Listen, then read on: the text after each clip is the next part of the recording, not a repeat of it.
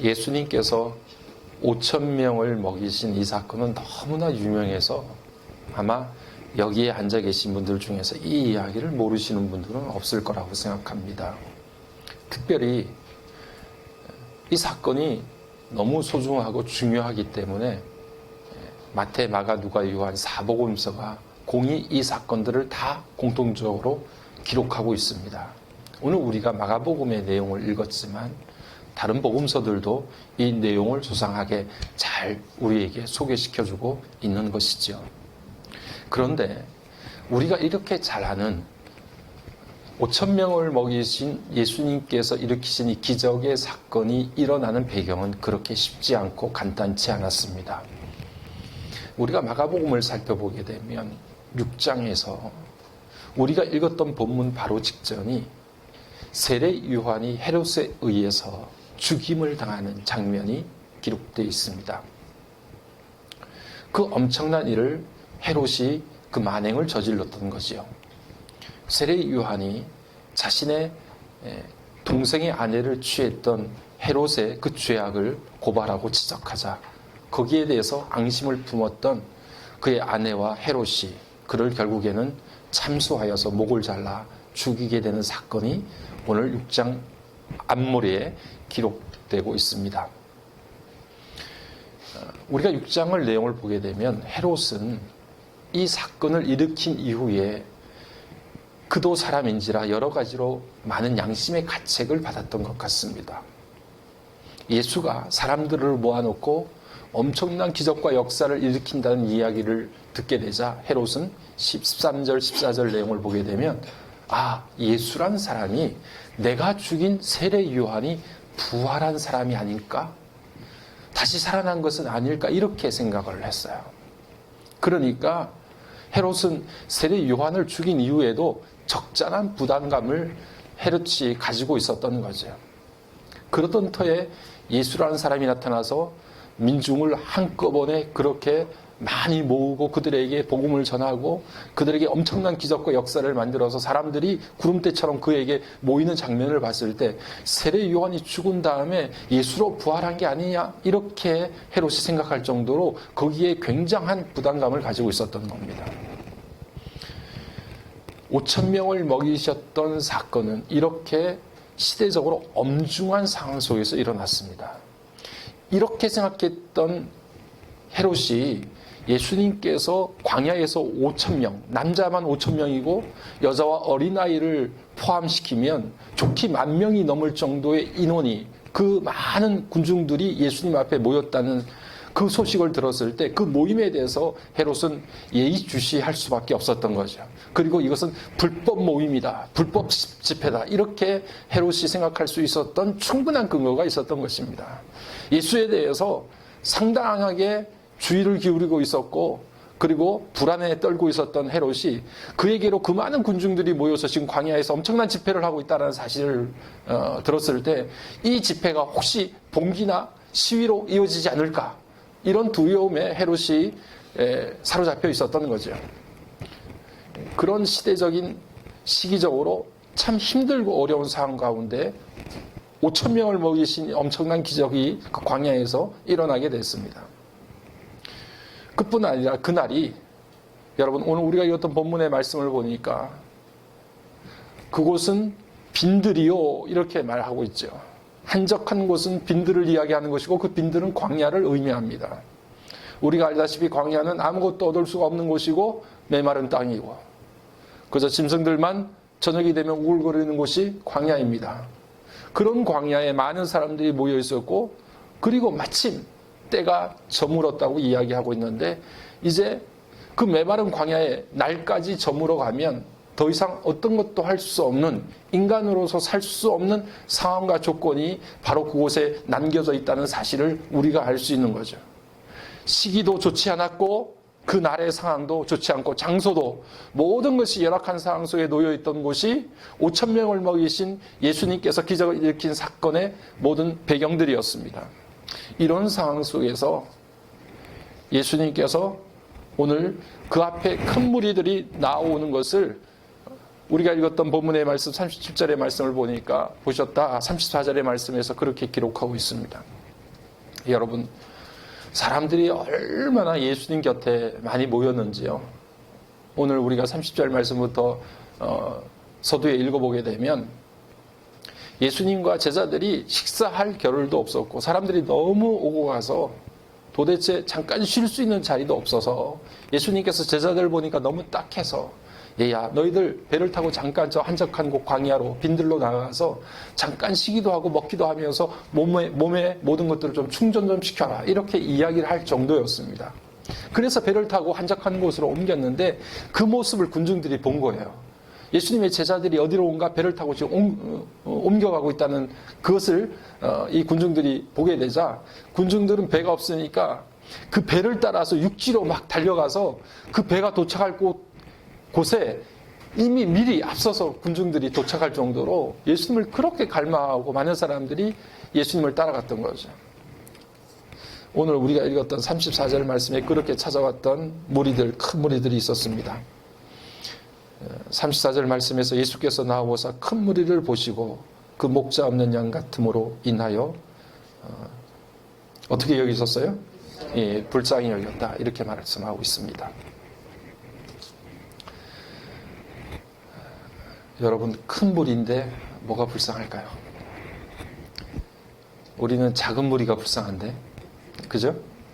예, 무리가 작아야 불쌍한데 예수님께서는 그렇게 수없이 몰려드는 어른들만 남자들만 5,000명이었고 여자와 아이들 숫자를 포함하지도 않았던 그 엄청난 무리가 몰려드는 것을 보시며 그 큰 무리를 보시고 불쌍히 여기셨다 그렇게 말씀하셨습니다. 우리는 큰 것은 좋은 것이잖아요.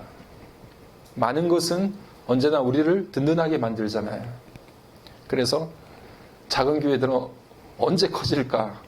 언제 인원이 여기에 가득 차고 100명, 200명, 300명, 400명, 1000명 뭐 이렇게 될까? 그렇게 1000명 정도 모이면 든든할까? 얼마나 힘이 있을까? 이런 생각을 하게 되잖아요.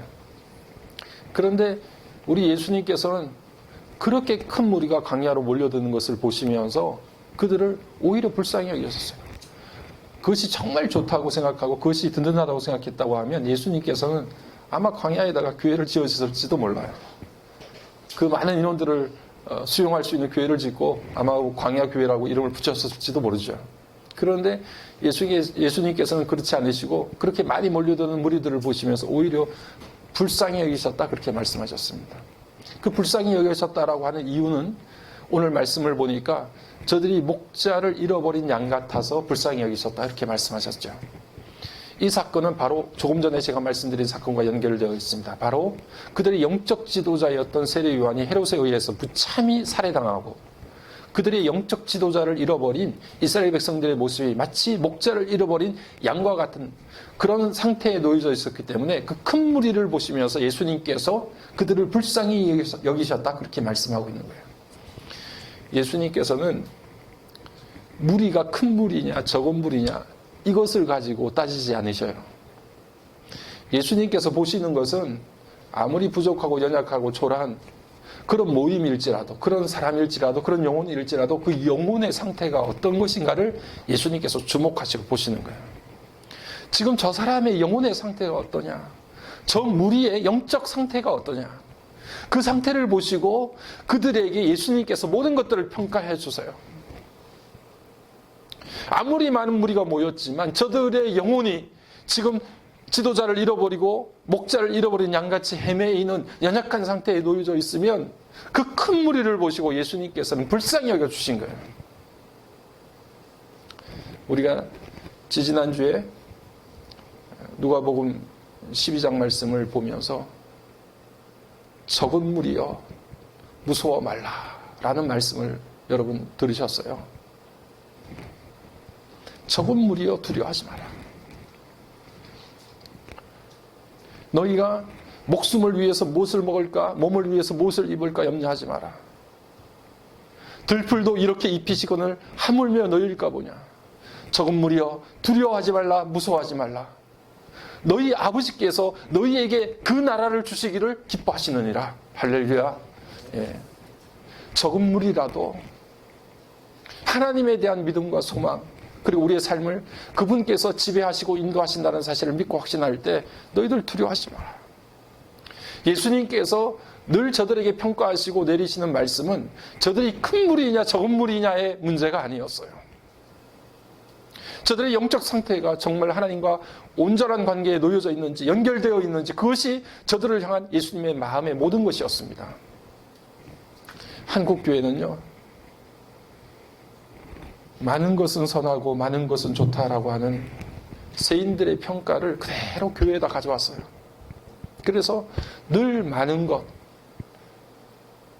늘 높은 것, 이것만 있으면 마치 하나님께서 그 교회에 대해서, 그 무리들에 대해서 좋은 평가를 내리시는 것처럼 착각을 하며 살았어요. 그래서 큰 교회도 갖고 많은 사람들도 우글거리게 만들고 그렇게 보이는 것들에 대해서 수없는 관심과 그런 생각들을 가지고 있었어요.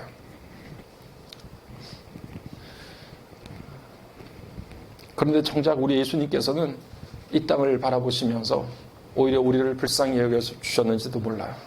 야, 너희 상태가, 너희 영적인 상태가 예수님께서 보시기에 너무 가련하고 불쌍한 그런 상태에 있었는지도 모릅니다. 큰 무리들이 주님께로 나왔지만 그들의 영혼은 공허했고 그들은 뭔가가 영적으로 필요한 것들이 있지만 그것들을 충족시킬 수 없는 그런 상황 속에 놓여져 있었습니다. 예수님께서 그들의 영적인 상황을 잘 진단해 주셨고 그들의 필요에 영적으로 부응해 주셔서 그들이 무엇이 필요한지 어떤 것을 그들에게 주어야 하는지를 우리 주님께서 정확하게 알고 계셨던 거죠. 우리나라도 힘들고 어려운 순간들을 지나왔습니다. 1895년 명성황후가 44살에 시해를 당하죠. 그 엄청난 일들을 겪었을 때 온 나라가 슬픔에 잠겼고 국권을 상실하고 이렇게 한 나라의 국모가 이름 없는 칼잡이들에 의해서 어느 날 저녁 그렇게 살해를 당하고 그리고 그의 시신은 경복궁 뒷산에다가 기름을 뿌려서 뼈 조각 하나 남김없이 다 불태워버렸어요. 아무도 그 시신을 찾지 못하도록. 그런 일들을 겪었던 그 시기가 1895년인데 그 해에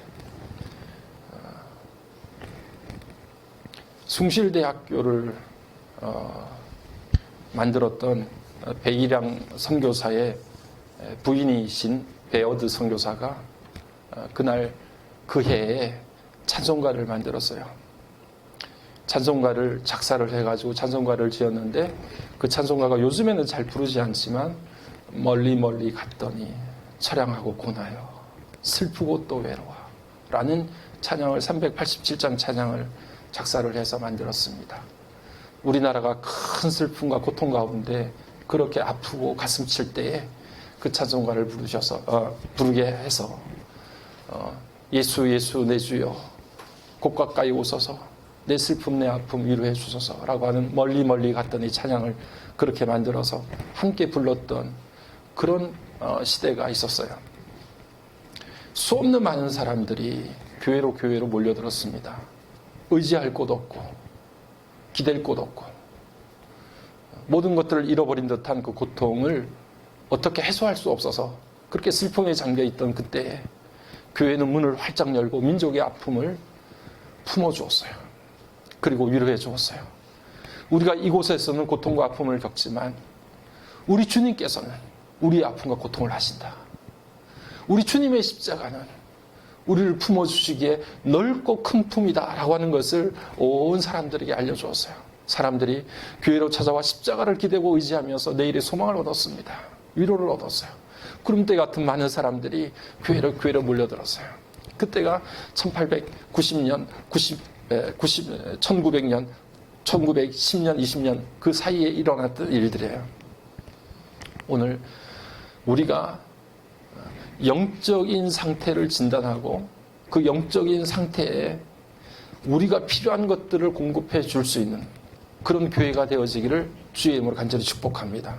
많은 무리, 큰 무리지만 그 무리들을 보고 그들을 향해서 긍휼히 여겨주고 그들의 심령의 상태를 불쌍히 여겨줄 줄 아는 그런 예수님의 마음이 오늘 우리들 가운데 있을 때 우리를 통해서 하나님의 놀라운 역사가 나타나는데요. 오늘 주님으로부터 불쌍히 여김을 받는 그 큰 무리 가운데 5,000명을 먹이신 엄청난 역사가 일어난 거예요. 다시 말하면 우리가 우리의 외적인 모습은 어떨지 모르지만 주님에게 우리 모두가 불쌍히 여김을 받을 수 있는지, 주님의 긍휼을 받을 수 있는지, 그것이 오늘 우리 가운데 삶의 기적이 일어날 수 있느냐 없느냐의 요건이 되는 겁니다. 그러니까 오늘 우리가 주님 앞에 나갈 때 주님 우리를 불쌍히 여겨 주옵소서, 제 자신을 불쌍히 여겨 주세요. 우리 가정을, 우리 공동체를 우리 주님이 불쌍히 여겨 주셔서 우리에게 은혜를 베풀어 주세요. 기도하고 간구할 때 우리의 연약하고 약한 것들이 치료되어지고 오늘도 병들고 아프고 힘든 모든 우리 육신과 영혼의 문제가 해결되어지는 귀한 역사가 오늘 이 시간 일어나기를 간절히 소망합니다. 그렇게 주님께서 그 큰 무리들을 불쌍히 여겨 주셨는데요. 그때 오늘 말씀을 보니까 37절 이후에 날이 저물었어요.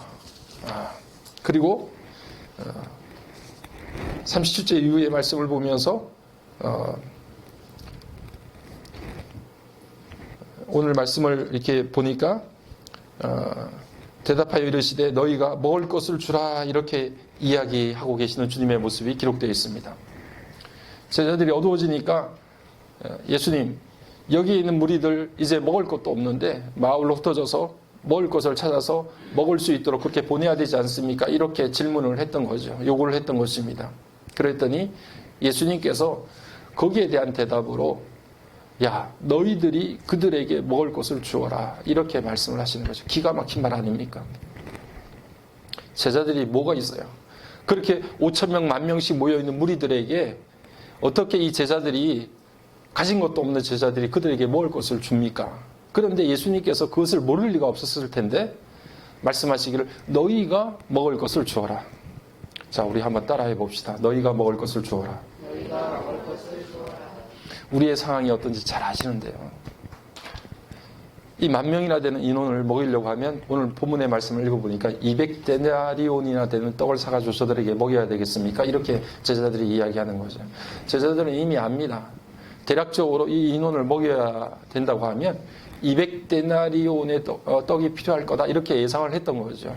우리가 잘 아는 것처럼 데나리온은 하루 품삯이라고 이야기합니다. 하루에 10만 원씩 벌었다고 하면 200데나리온이라고 계산을 해보면 2천만 원 정도 되는 거죠. 그러니까 2천만 원 정도 우리가 떡을 사야 이 10,000명 정도는 먹일 수 있는데 우리가 200데나리온이나 되는 떡을 사서 저들에게 나눠줘야 합니까? 이렇게 이야기를 하는 거죠. 오늘 그렇게 대답하는 제자들에게 예수님께서 이어서 하시는 말씀이 무엇이냐면 여러분 38절 말씀을 보니까 그렇게 기록해 있어요. 이르시되 너희에게 떡 몇 개가 있는지 가서 보라. 너희들에게 떡이 몇 개 있는지 가서 보라. 이렇게 말씀합니다.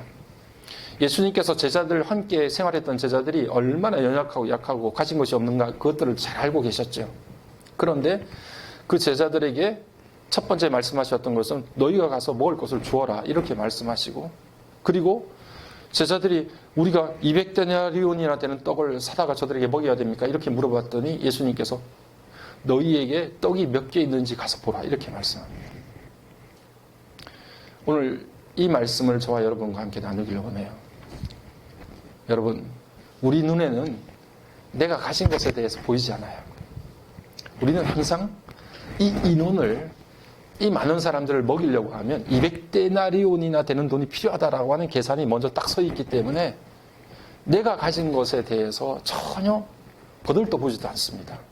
아예 처음부터 안 되니까. 시작부터 안 하는 거예요.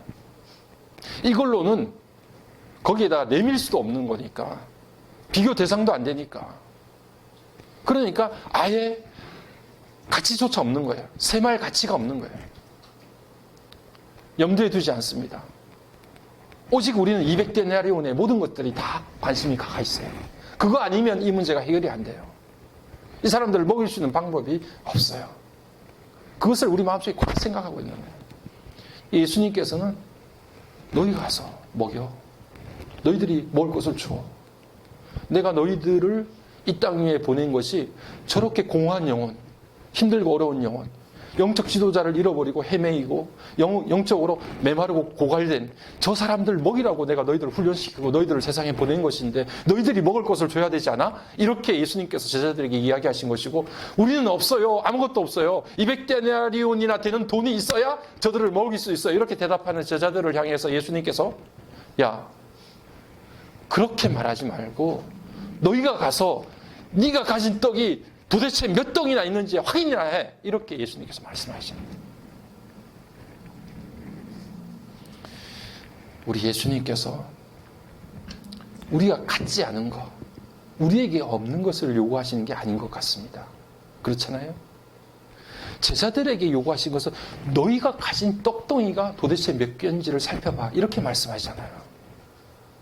그것이 우리가 너무 잘 아는 물고기 2마리와 떡 5덩어리 이것입니다라고 말하고 예수님께 내놓았던 그 전부였지 않습니까? 예수님께서는 그것을 제자들이 확인해 보기를 원하셨던 거예요. 너희들 머릿속에 200데나리온이나 되는 돈에 대한 것들로 꽉 차 있지 말고 내가 가진 것이 비록 보잘것없고 연약할지라도 그것이 무엇일까를 한번 살펴봐라 라고 예수님께서 저들의 시선을 자신에게로 다시 맞춰주기를 그렇게 권하셨던 거죠.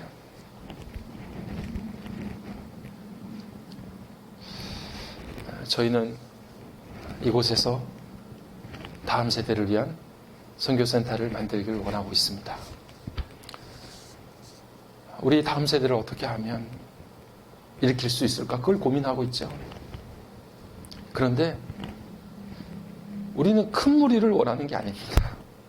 예수님께서 보셨다시피 양의 많고 적음이 아니라 그저 그들의 영혼, 힘들어하고 아파하고 공허해져 있는 저 영혼들에게, 우리에게 맡겨주신 영혼에게 예수님께서 우리를 세상에 파송시킨 목적대로 저들에게 필요한 것을 우리가 공급해주면 되는 것입니다.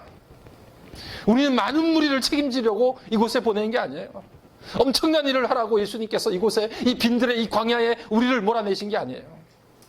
그래서 우리에게 다가오는 영혼들을 한 영혼이라도 놓치지 말고 저들에게 필요한 것들을 그들에게 공급해 줄 수 있으면 그것이 참 하나님께서 우리를 세우신 목적이 되는 거죠. 그런데 우리의 상황을 보니까 우리가 너무 열악한 거예요. 우리는 가진 것도 없고 우리는 능력도 없고 그 일을 감당할 만한 힘도 없어요. 예수님, 이 일을 하려고 하면 200데나리온이 필요해요. 이거 없으면 안 돼요. 계산이 안 씁니다. 도저히 할 수 있는 방법이 없어요. 그때 예수님께서 우리들에게 말씀하시지 않습니까? 네가 가진 게 뭔데? 네가 가지고 있는 떡이 몇 덩인지 한번 살펴봤어? 그것을 예수님께서 말씀하시다. 예수님, 제가 가진 거는 물고기 2마리에 떡 5덩어리 이거밖에 없는데요. 그걸 나눠줘라. 정말 역사와 하나님의 놀라운 은혜는 우리가 가진 이 작은 것에서부터 시작이 돼요. 우리 주님은 저와 여러분이 가지지 않은 것에서 뭔가를 일하시지 않고 우리가 가지고 있는 미약하지만 정말 부족하지만 연약하지만 우리가 가지고 있는 이 물고기 2마리와 떡 5덩이에서부터 하나님의 기적이 시작되게 됩니다. 우리 주님께서 우리를 이곳에서 보내셔서 우리가 다음 세대를 오피스텔 청년들을 위해서 기도하고 어린아이들을 품고 우리가 캠프를 하고 이 작은 일들을 감당할 때 여러분, 하나님께서 저와 여러분이 가진, 저는 능력도 없고요, 잘할 줄도 모르고요, 말도 뛰어나지 못하고요, 리더십도 없고요, 가진 재력도 없고요, 다 부족한데요. 그래도 제가 있는 것은 이 물고기 2마리와 떡 5덩어리, 너무 미약한 것, 작은 거 이거밖에 없어요. 여러분, 그것을 주님 앞에 내밀 때 이것이 광야를 풍성하게 흘러 넘치도록 만드는 5천 명을 먹이신 기적의 사건으로 우리 주님께서 일으켜 주시는 줄로 믿습니다. 요즘에 그런 생각을 해봅니다. 시간이 얼마 남지 않았더라고요. 우리 아까도 말씀드렸지만 여름 캠프를 이렇게 해보니까 우리 장로님도 집사님들도 이제 연세가 좀 많이 드신 거예요. 이제 힘들어하시고 예전 같지가 않아 몸이. 그냥 옆에 뭘 하는 게 아니라 가만히 서 있는 것도 힘들어요. 예? 보는 것도 힘들고 너무 힘들어요. 우리에게 시간이 얼마 남지 않았어요. 제가 생각해 보니까 10년 뒤면 제가 이제 목회를 정리를 해야 돼요. 목회를 이제 어떻게 마무리할까 그 생각을 하고 지내야 되게 10년 뒤에요. 그러면서 마음속에 드는 생각이 무엇이냐 하면 크게 한판 놀다 가면 어떨까 하는 생각을 좀 해보는 거예요. 한판 크게 놀다 가야겠는데.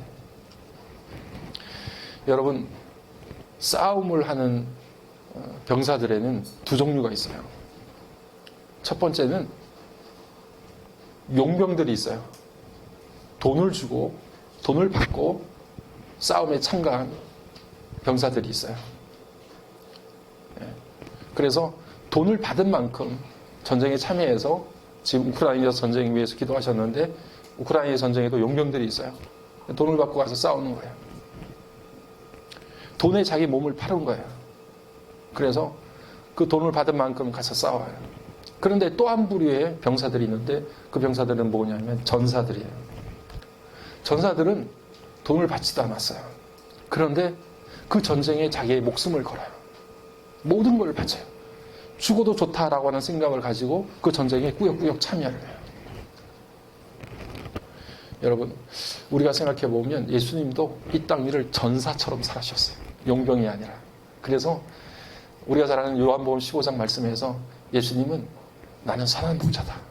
나는 돈을 받은 사꾼들이 아니라 나는 정말 선한 목자라서 내게 맡겨주신 양들을 위해서 나는 기꺼이 목숨을 버려. 어떤 일이 있어도 나는 양을 지킨다. 내 목숨을 바쳐서라도 하나님께서 내게 맡겨주신 양들을 위해서 나는 모든 것들을 다 쏟아부어. 나는 용병이 아니라 나는 싸움에서 내 목숨을 기꺼이 바치겠다고 생각하는 전사이기 때문에 난 그렇게 살 거야.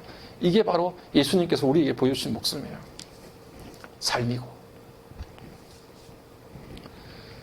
시간들이 금방 빨리 지나서 우리의 남은 시간들이 얼마 남지 않았다고 생각될 때 예수님처럼 한판 크게 놀다가 가면 어떨까 이런 생각을 해보는 거예요.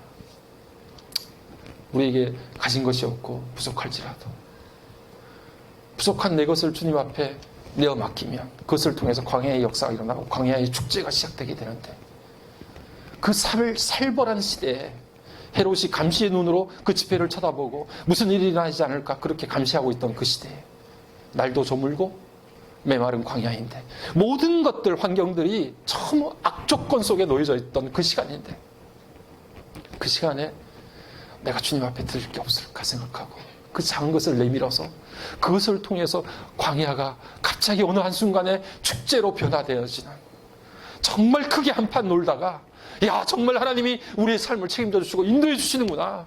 우리의 짧은 인생 가운데 주님과 함께 있어서 너무 기쁘고 즐거웠던 생이었다라고 생을 마감할 수 있는 그런 시간들이 우리에게 주어진다고 하면 이게 얼마나 놀라운 광야의 축제가 될까. 우리 사람들은 다 메마른 광야처럼 인생길을 걸어간다고 이야기합니다. 그런데 그렇게 메마른 인생길을 걸어가다가 광야에서 인생을 마치는 사람이 있는가 하면 그 광야에서 나는 부족하고 연약하지만 내 것을 하나님 앞에 내밀어서 그곳에서 이루어진 하나님의 놀라운 역사와 기적을 체험해서 광야에서 일어나는 축제와 기쁨을 누리면서 생을 마감하는 사람이 또 있는 거예요. 여러분, 우리의 삶이 그런 광야의 축제와 같은 삶이 되길 바랍니다.